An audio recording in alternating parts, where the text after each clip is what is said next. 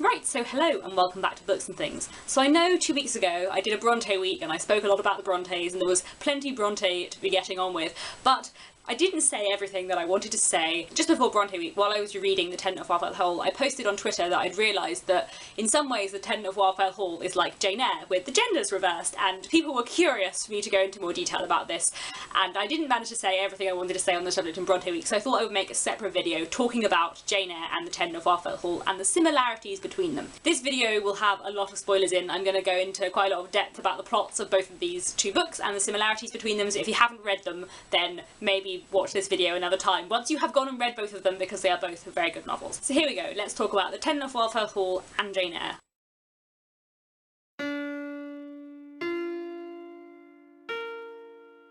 So I've entitled this video The Drunk Man in the Metaphorical Attic because there is this really famous essay on Jane Eyre called The Mad Woman in the Attic, which is of course referring to Mr. Rochester's first wife, who is hidden up, locked away in the attic that Jane doesn't know about. And in The Tenant of Wildfell Hall we have a not quite similar situation, but we have a character who we think does not have a spouse, and then we discover that they actually have a spouse who is hidden away somewhere in a metaphorical attic. So to start off with, I just wanted to talk about the similarities between the basic plot structure of Jane Eyre and The Tenant of Wildfell Hall. So let me tell you a story.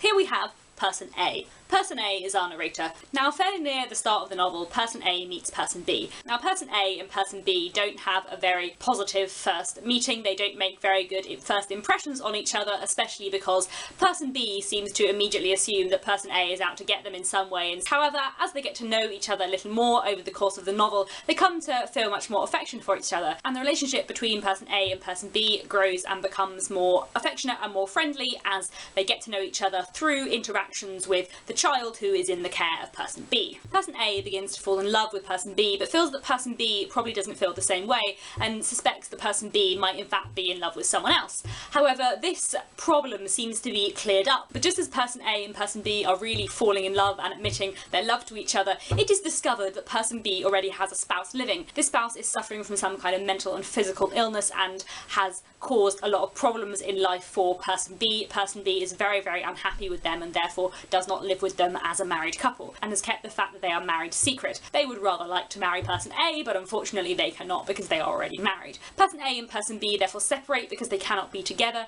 They live separate lives for some time, in which Person B tries to take better care of their spouse than they had before and tries to devote some of their attention and time to them to show the duty that they feel they possibly ought to show. However, ultimately Person B's spouse dies, meaning that Person A and Person B can finally be reunited and can marry at the end of the novel. That is the plot of both Jane Eyre and The Tenant of Wildfell Hall. And obviously there are a lot of massive differences between The Tenant of Wildfell Hall and Jane Eyre plot-wise. Obviously Bertha's situation and Arthur's situation are quite different. Bertha is said to be a lunatic, and Arthur, although he is an alcoholic and he is depressed, he is never said to be mad. He's presented in a very different way to Bertha. What I've been doing here is taking the very basic plot and showing how it is similar, but the actual narrative structure of each book is very different. In The Tenant of Wildfell Hall, the first third is narrated by Gilbert, our Person A, the second third narrated by Helen, our Person B, and the final third related by Gilbert again. So we get to see this massive section in the middle of the book, which is from the perspective of Helen describing her marriage with Arthur Huntington. In Jane Eyre, we don't get to see anything from Rochester's perspective. We don't know what happened with him and Bertha. We actually get very few details about Bertha's madness, about what has happened to them and their relationship. We don't really know the full details of the situation in the way that we definitely do with Helen. And The Tenant of Wildfell Hall is very much Helen and Gilbert's story. It is both of their stories. I think some people tend to view it as Helen's story. I view it as Gilbert's as much as it is Helen's. But The Tenant of Wildfell Hall, for example, is much more Helen's story than Jane Eyre is Rochester's story. Jane Eyre is Jane Eyre's story. But the main difference, of course, is the genders. That is what makes these books so different and is why they don't immediately feel the same. And that is what I think is absolutely fascinating about them and is really, really interesting. The Tenant of Wildfell Hall was written shortly after Jane Eyre, and I do wonder if Anne Brontë looked at Jane Eyre and thought, I wonder what it would be like for a woman to be in Mr. Rochester's situation, to be in a marriage that she wanted to get out of and couldn't. I wonder what that would be like, and then wrote The Tenant of Wildfell Hall. I don't know if she did, but I kind of like to think she did. Because both of these books deal with people who are trapped in marriages they don't want to be in, and then they fall in love with someone else, and it's about how they deal with that. And of course, as well, Rochester's and Helen's reactions are very different. Rochester's reaction is to try and be with Jane any way he possibly can, although of course Jane does not want to do that because she is religious and she is a Victorian woman and she does not want to live with Rochester outside of marriage. In The Tenant of Wildfell Hall, there is much more of a kind of joint agreement between Gilbert and Helen that they cannot be together because she is already married and therefore they must part. Both of them do very strongly feel that. And by swapping the gender, we have a very, very different situation for our person B, for Rochester and for Helen. Rochester, being a man, has more legal power within 19th century society. He owns his wife and he has money and he has power, and this means that he is able to lock his wife up in an attic and keep his wife hidden. And he makes sure no one knows he is married, not by changing his identity or hiding himself, but by hiding his wife's identity and locking her up in an attic, making sure no one knows who she is. Helen, in the Tenant of Wildfell Hall, on the other hand, must alter her identity. She has to leave. She runs away from Arthur Huntington. She changes her name. She lives with her son as far as she can from him. Because she is a woman and she does not have the economic or legal power that her husband has, she has to leave. She cannot lock Arthur Huntington in an attic. She has to put him in a metaphorical attic and run as fast as she can to another part of the country to live with her son under a false name, under the protection of her brother, to hide as best she can. Rochester doesn't hide, he hides his wife, whereas Helen has to hide from her husband. Isn't it fascinating? Okay. Both Helen and Rochester are in a way in similar situations. They are trapped into a marriage that they entered into not really being aware of what it was. Rochester, it is suggested, was kind of tricked into marrying Bertha by his and her family. Helen was tricked into marrying Huntington by himself, but she wanted to reform him and make him better, and she thought that she could. Both Helen and Rochester are trapped inside these claustrophobic marriages with someone who is violent towards them and others, with someone who, it is suggested, has sexual desires outside of their marriage. And we also have this kind of mirroring of mental illness. Bertha is of course described as being mad, as being a lunatic, and Arthur Huntington definitely is an alcoholic and definitely has depression. I think you can read that, you can read it that way from a mental health perspective. He is very languid and very unhappy and feels very oppressed by his life. Arthur Huntington appears, or says he is, quite physically unwell throughout the book as well, and there is this kind of suggestion of his kind of corrupt morality within him sort of spreading all over his body to the point that he can barely get up and walk about, and he feels lazy, and he says he feels ill all the time, which is partly of course because he is drinking too much and so he is physically unwell. But I think you can certainly see that Arthur Huntington as being in mental as well as physical distress in perhaps a similar way to Bertha. And it's important to remember as well that although Bertha is presented as mad, she's also presented as horrible, and as horrible separate from her madness. There's a scene in Jane Eyre where Rochester and Jane are talking, and Rochester says that if Jane were mad, he would look after her and he would care for her because he loves her, and she wouldn't be mad in the way that Bertha is mad. And when you think about the way that Rochester describes Bertha, it's not just to do with her insanity, it's also to do with her character, the idea of her being immoral, perhaps in a way that you can see as Arthur Huntington's being. I found her nature wholly alien to mine, her taste obnoxious to me, her cast of mind common, low, narrow, and singularly incapable of being led to anything higher, expanded to anything larger. I found that I could not pass a single evening, nor even a single hour of the day with her in comfort. Her character ripened and developed with frightful rapidity, her vices shrank up fast and rank. They were so strong only cruelty could check them, and I would not use cruelty. Bertha Mason, the true daughter of an infamous mother, dragged me through all the hideous and degrading agonies which must attend a man bound to a wife at once intemperate and unchaste. And if we think about those words, untemperate and unchaste, they describe Arthur Huntington pretty well as well. Interesting, of course, isn't it, that such qualities in a woman in the Victorian times make her insane, and such qualities in a man in Arthur Huntington make him despicable but not insane. Everyone, let's just reflect on how interesting that is. I think everyone who reads The Tenant of Wildfell Hall feels perfectly justified in Helen leaving. She is justified, of course she is. She lives within a horrible, very abusive man. And there are a lot of complications in Jane Eyre, and of course we do not get to see Rochester and Bertha's relationship that much, but he certainly gives the impression from some things he says that they are in a kind of abusive relationship, that she is violent towards him and cruel towards him and of course unfaithful to him, which mirrors a lot of Arthur Huntington's behaviour towards Helen. And yet because of the way Rochester has power over Bertha, because he can confine her, he can lock her in an attic, whether she be insane or not, whether she be insane or just bad like Arthur Huntington, regardless of that, he has the power to physically lock her up and to hide her from the world, and Helen does not have that power, and that makes a very significant difference between the two books and also between the way we read them, because we pity Helen, of course we do, and we hate Arthur, of course we do, but I think when you read Jane Eyre, you pity Rochester to a certain extent, but in a less clear-cut way than you pity Helen, and you also definitely pity Bertha in a way that I don't think anyone could ever pity Arthur Huntington. And that's hard, and it's complicated, and I think as well, from a 21st century perspective, most people cannot read Jane Eyre without finding Rochester and Bertha and their relationship complicated in some way, especially if you have read Wide Sargasso Sea.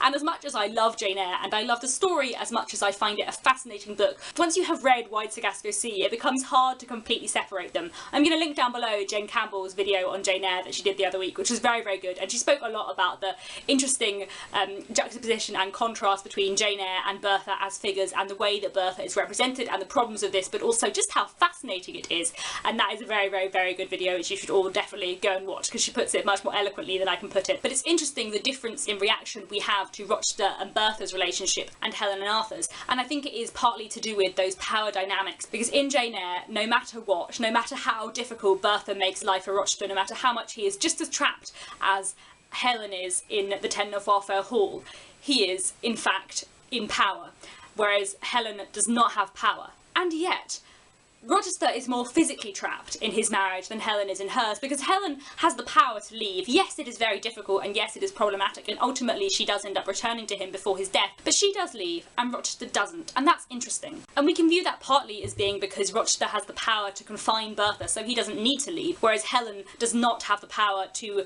control any of Arthur's actions, and he completely makes her life utter misery, to the point that she feels that she must leave because she cannot keep Arthur away from her, and especially she cannot keep Arthur away from her son and from damaging her son with his bad influence, and therefore she must leave. Whereas Rochester can confine Bertha, can shut her out of his life as much as physically possible, and go on with the rest of his life as though he were an unmarried man. Helen has to physically remove herself from that marital space, from that home, whereas Rochester does not. And this is partly also to do with gender, and to do with gender dynamics within Victorian marriage. Because Rochester is a husband to Bertha, he is assumed to have some kind of duty of care over her, and that is partly perhaps why he keeps her, why he does not let her go to an asylum. Perhaps he's exerting his power over her, you could read it that way, or he is trying to care for her in some way. And we can argue for a very long time about whether that is a nice way to care for someone. Obviously it's not, and it's a very, very complicated book, but he is in some way, or at least from his perspective, he is trying to carry out his duty of care as a husband in some way. Helen, when she leaves Arthur, puts her duty to herself and her son above her duty to her husband, and it's interesting that she does characterise her going away as being entirely to do with her son. It is to save little Arthur from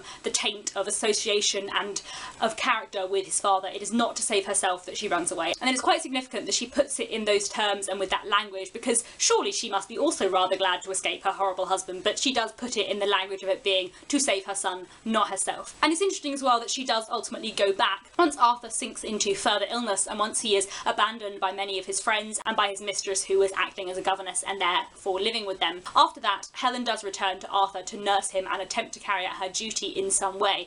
And that is quite an interesting parallel as well between Rochester and Helen, the way that although they both detest their spouse, they also continue to feel some kind of duty towards them throughout. Another interesting point of comparison to do with gender and the difference in these plots is the difference in the ending. So Jane Eyre starts the book being in a position of power below Rochester, because he is her employer, and also he is much more wealthy than her, and he is older than her, and so on. But by the end of the book, we have a complete reversal of power dynamics in a really significant, important way. Rochester's house has burned down, he is injured, he is blind, he doesn't have as much money as he has, and he is no longer Jane's employer, whereas Jane has now inherited lots and lots of money and is much physically stronger than Rochester, so she now has the upper hand over him, she has the power over him, which means that finally they are on a different footing, where she has the power and therefore they can finally marry after Rochester has been symbolically castrated by becoming blind. I studied Oedipus too much in school. Anyway, however, in the Tenant of Wildfell Hall, the power dynamics between Gilbert and Helen are never quite that simple. Helen does begin the novel slightly above Gilbert in that she is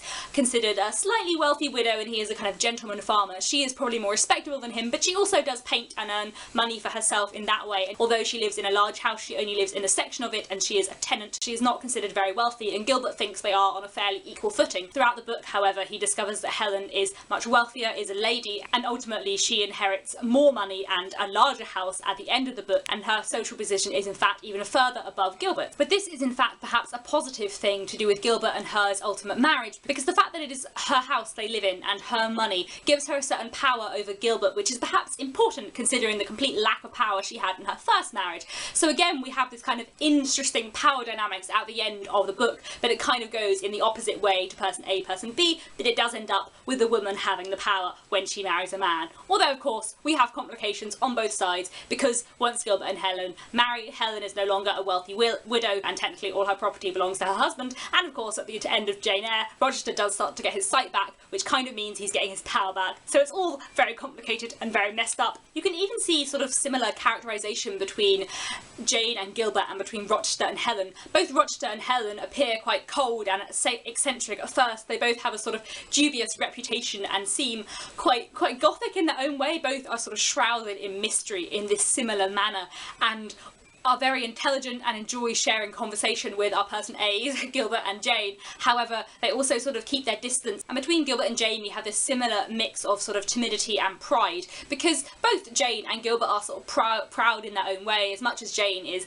very self-conscious and at times sort of puts herself down, especially feels that, you know, she is small and she is ugly, and these are things that define her. But at the same time, she also believes in her right to happiness in a way that I think you see a sort of similar thing with Gilbert, in that he is determined that if Helen loves him then they should be happy. Why shouldn't they be happy? So yes, I think that's all I wanted to say about the comparisons between the Tenant of Wildfell Hall and Jane Eyre. I don't know how much sense any of that made, because it was quite rambly. I had a lot of thoughts and I didn't know in what shape to package them. I just think that they're really two very interesting novels to compare in terms of their similar plot structures and the way that we interpret them, and the way that the opposite genders of the plots affect the way those plots operate and what they mean and exactly what each character can do. And I think comparing the Tenant of Wildfell Hall and Jane Eyre does tell us quite a lot about Victorian marriage as an institution and where the power lay in it. And please let me know what you thought of all these thoughts, and if you enjoyed this video, which was slightly more on the literary theory side of the stuff I usually do. I feel like I'm back at university, it's very exciting. Please let me know if you have enjoyed this video. I'll be back very soon to talk about more books, probably not the Brontes for a little while. I really enjoyed rereading the Tenant of Wildfell Hall, and I really now